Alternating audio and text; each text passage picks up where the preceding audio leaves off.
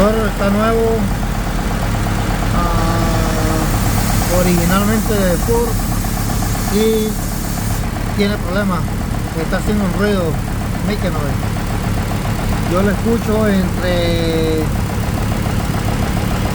cilindro número 1 de aquí para acá, del lado derecho, y también se escucha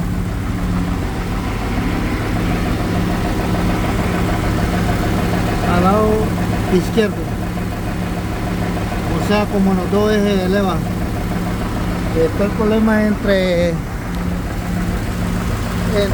los dos ejes de leva o la cadena de tiempo.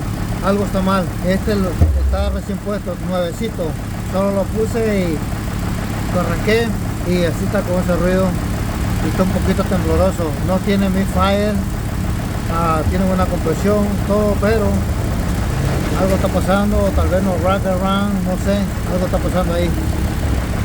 Ahí está el motor, nuevecito, todo está nuevo, inte, todo.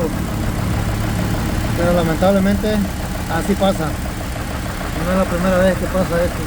Entonces no somos perfectos en esto.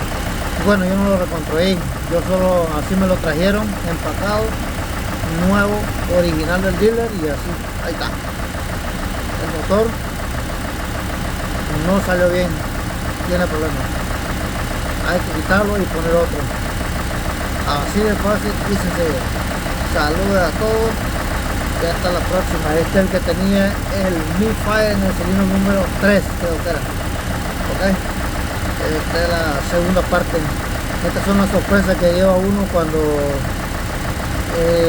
agarra esto, que los motores vienen nuevos de fábrica. Ya no digamos si lo manda uno machincha, sale hasta peor.